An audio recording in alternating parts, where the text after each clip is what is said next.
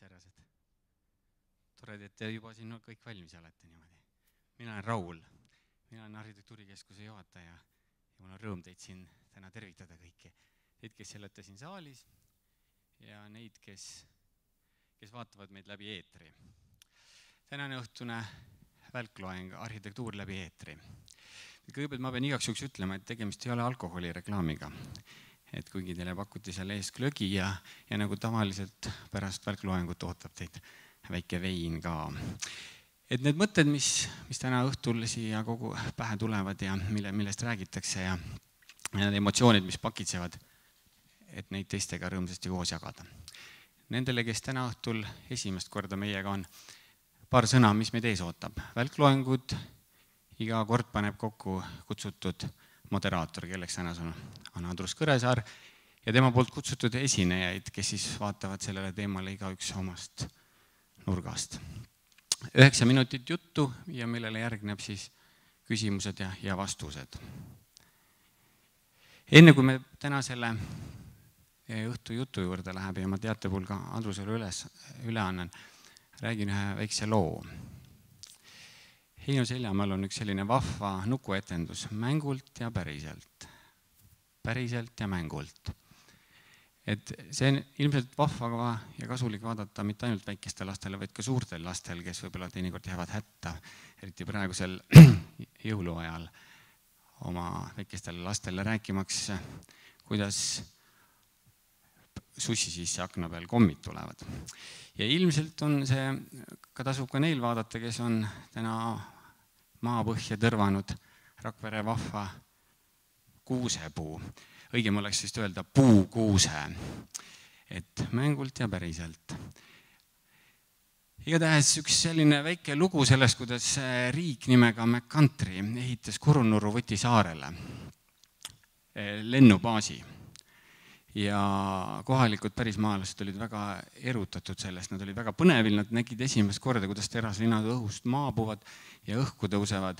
Nad olid nii erutatud, et ühel hetkel, kui nad vaatasid seda väga pingsalt ja hoolega ja jälgisid, mida nad teevad ja see oli nende jaoks suur asi. Ja ühel hetkel, kui see riik otsustas oma baasi seal kokku panna ja teraslinnud enam ei maabunud, nad olid väga õnnetud selle üle. Nad otsustasid, et teevad kõik järgi. Nad olid väga hoolsalt vaadanud, mida teevad need külalised. Nad ehitasid endale puust kiivrid ja tegid kõik muud vajaliku atribuutika. Vehkisid kätega ka niimoodi, nagu need lennujuhid teevad niimoodi. Kõik täpselt nii, nagu need külalised tegid, aga teraslind ei tulnud. Nad olid väga üllatunud ja ega nad ei saanudki lõpuks aru, miks teraslinnud ei tulnud. Nad ju tegid kõike nii, nagu teised tegid.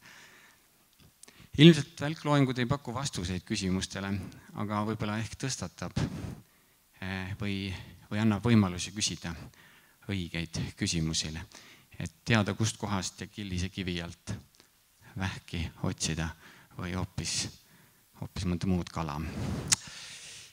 Igatahes tänase õhtu juurde. Täna õhtu Arhitektuur läbi eetri, õhtu moderaator Andrus Kõresaar, kes on 2002. aastast arhitektuuribüroo Koko loovjuht ja üks partneritest. Tema osalusel on kerkinud sellised vahvad majad nagu Vaalemaja, Lennusadam, Tallinna sünagoog ja 2000. aasta Hannoveri Expo, mida ilmselt kõik Eesti rahvas teab ja mäletab igavesti.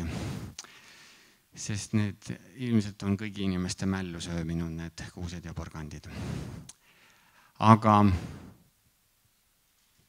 Andrus, tervitame sind täna õhtul, palun. Teatepulk on sinu.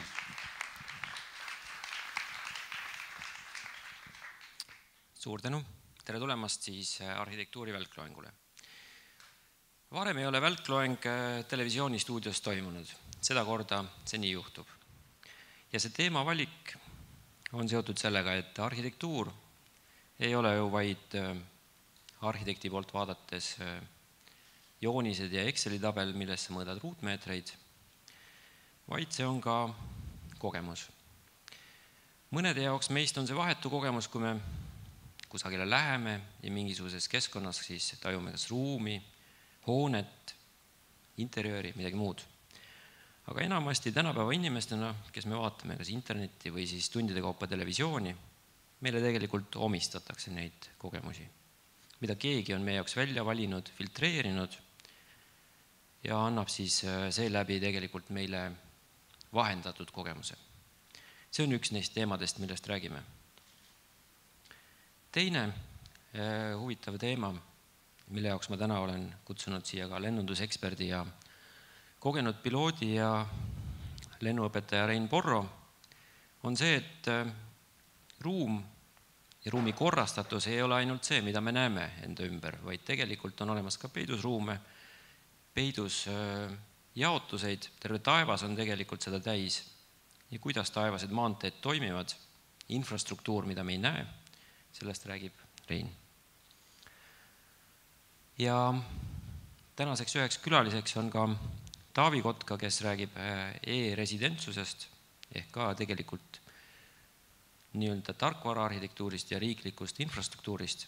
Teda täna me siin istumas ei näe, sest ta just jõudis Silicon Valley'sse, aga me oleme kokku leppinud, et mõne aja pärast me avame temaga videoühendusel telesilla. Veel tänastest külalistest on meil kohal Tõnu Kaljuste, kes räägib ka ruumi kogemusest, juhul kui iga kord seda ruumi ei näe, kuidas see ruum võib mõjuda. Ja on meil kohal ka tuntud reisisaatejuht, tudeng, kinnisvaraarendaja Rein Kilk, kes räägib meile omast kogemusest ja just võib-olla kõige rohkem ja kõige täpsemalt sellesse teemasse, et arhitektuur läbi eetri, sest telefiguurina teab ta täpselt, mis osa maailmast jääb kulisside taha. Ja viiendaks esinejaks on meil Alvin Järving, kes on noor arhitekt ja on katsetanud siis massimeedia vahendusel küllaltki kalambuursete ideedega. Ja arhitekti igapäeva maailma tagasi tulles tahaksin kurta selle üle, et tänapäev liigub suhteliselt igavas suunas. Nii nagu Frank Gehry hiljuti ütles, 98% täna loodavatest hoonetest on puhas sitt. Loomingulises mõttes.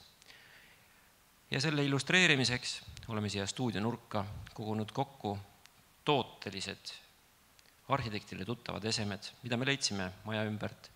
Ja nendel improviseerib täna õhtul maestro Reigo Ahven. Palun, Reigo.